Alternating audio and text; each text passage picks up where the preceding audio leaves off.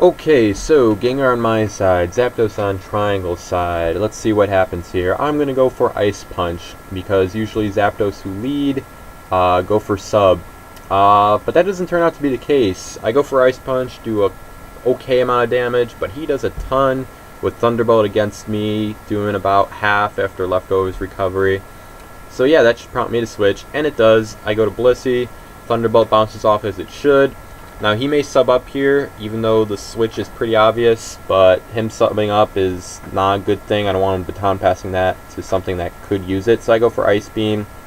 It bounces off the Lax instead, and then I switch to Scarm, but he double switches to Zapdos as I do so. So that prompts me to switch back to my Bliss. He goes to Fortress. That should prompt me to switch as well, and Fortress is probably going to get that first layer of Spike, and it does. So Scarm comes in, I'm going to spike up with him, he gets a second layer down, I get my first layer down. I'm just going to go for a second layer, thinking he'd go for his third layer, but instead he switches to Houndoom. And I think he did that, presumably in prediction of me going to Gengar to block a possible Rapid Spin. Fortunately for me, that did not happen. Otherwise, if it did, my Gengar at half health would probably be dead, either from Pursuit switching out or Crunch staying in. So yeah, that didn't happen. I go to my Bliss because that's a pretty good thing against Houndoom. I get Will-O-Wisp, but that's okay. Blissey is a natural cure poke, and it has aromatherapy. Now I go to my Gengar, and the reason why I do that is I have 2 layers of spikes on the field. If Houndoom comes in, it'll take spikes damage and get hit with Hypnosis, but instead Zapdos gets hit with Hypnosis, which, if it has Sleep Talk, benefits it in a way, because it doesn't have to rely on PP, and now Triangles, because of Sleep Claws, does not have to worry about Hypnosis.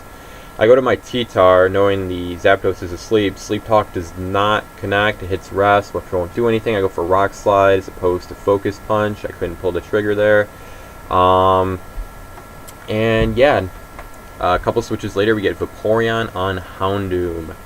I go for Wish, because I know he's going to switch to Lax. It just depends what I want to switch to. T-Tar would be a prime target. Earthquake is a possibility, but Wish would heal most of that up, so I bring it in. Goes for Frustration instead. We'll see what he wants to do here. I could go for Focus Punch or Rock Slide. It depends if I want to pull the trigger or not. I go for Focus Punch. Gengar comes in on his side. So we have some pretty similar pokes. At least, well, not really, but we have the same strategy. We're trying to spike up and then block with our Gengars. And yeah, he has 3 layers of spikes, I think. Now he does. And I only have 2. I don't think the Houndoom wants to come in anymore, because I have 2 layers of spikes. I'm going to go for Thunderbolt, and it's around 37%. Now, if he goes for Crunch, I'm dead. But if he goes for Pursuit, I may live, and I'll go for Thunderbolt, and he'll be in trouble. He goes for Pursuit, anticipating the switch. I don't do that, and I just take it out with Thunderbolt plus Sandstream. So now, my Gengar is still alive. I can still block Rapid Spin, and yeah, that's a pretty good thing for me, but not for my opponent. I bring my Blissey in, but it's pretty low after Spikes and Thunderbolt. Fortunately for me, Hypnosis misses on his side, so it allows me to get soft-boiled off. I could go for another one, but I don't get the chance. Hypnosis does connect. I mean, obviously at the wrong time for my opponent, but works for me. I can always switch, or I can stay in here. I decided to stay in here, try to wake up. I could have switched to Woken Up, but I don't think anything wanted to switch into the Gengar other than my Blissey. So I just stay in here. And I get Soft Boil off, so I'm at full health. And now I go to my Scarm. He goes for Frustration. And I think he should have switched there, knowing I would switch to Scarm. I wouldn't stay in there for Bliss. I don't see any reason why I would do so, and I think he should have realized that. So Frustration bounces off. I'm going to get my third layer of spikes up. There's a bit of lag there. And then I switch to my Bliss as the Zapdos comes in. Rest Talk does not connect. Sleep Talk does not connect. Hits Rest instead. And then Sleep Talk connects next time and roars me out. Scarm gets roared out. Thunderbolt, not friendly thing for it. So I go my Bliss. Blissey gets it with Thunderbolt and Spikes damage. I'm going to have to Soft Boiled here if my Blissey wants to survive. He knows that, goes for Roar. And my Vorporian comes in, which also does not like Thunderbolt. So yeah, it's looking like Blissey's keeping me from being destroyed right now. The Zapdos is giving me problems because as I bring it in, he roars me out, so I take Spikes damage for nothing. And now my Scarm gets roared out. I'm hoping at some point he will roar out my T-Tar, which well, I actually switched to it, and then Thunderbolt comes in. Now, it does 145 HP, so if damage count is consistent, I will survive it, but he switches to Swampert to be safe. Rock Slide doesn't connect, so I do less damage than I would after Spikes, but the Swampert would have survived there, so it's not crucial that that missed. I just stay in here, go for Rock Slide, and I get a flinch, so yeah, he goes for Protect, maybe hoping for a miss.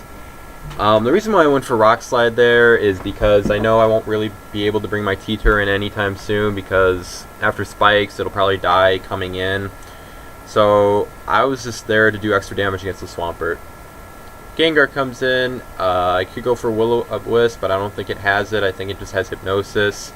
Oh, it does run Hypnosis and Will-O-Wisp, so it's a double status scar.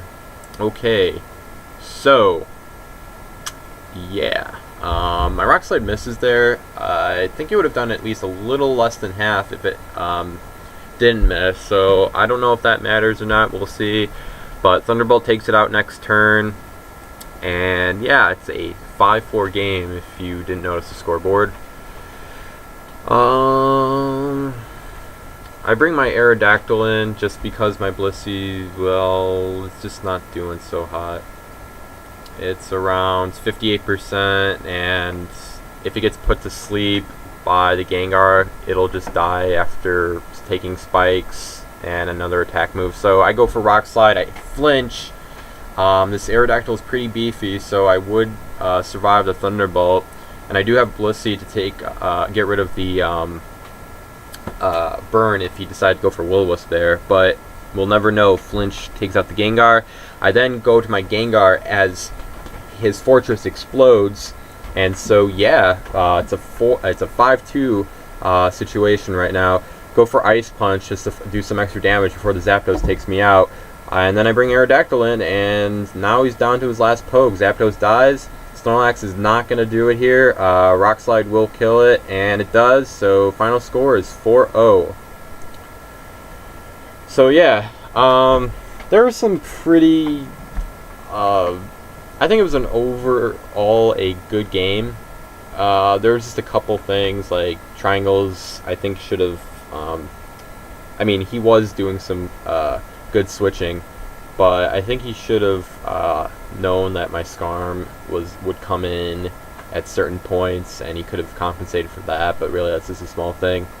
What's really questionable, I suppose, is leaving my T-Tar in against the Swampert and bringing the Aerodactyl in against a full health Gengar.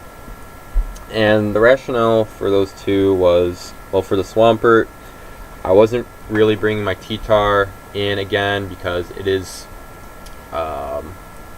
choice banded, so it's not getting leftovers recovery, and the chances of me passing a Wish off the T-Tar unharmed after taking Spikes is pretty unlikely.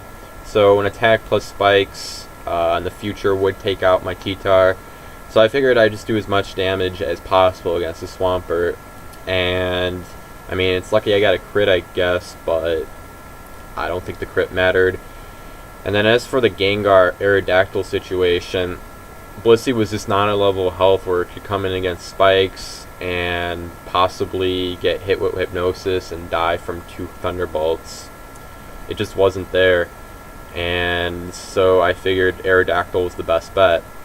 Now I know, unless it's a very special attack invested Gengar, I'm positive I would survive a Thunderbolt because of the EBs they put on Aerodactyl. It's just a matter if he had gone for Will-O-Wisp, whether that would have mattered, or whether I would have been able to bring my Blissey in to heal it off in time for the Snorlax to come in. I don't know, but I think I played the way I should have. So let me know what you think in the comments, and see you next time.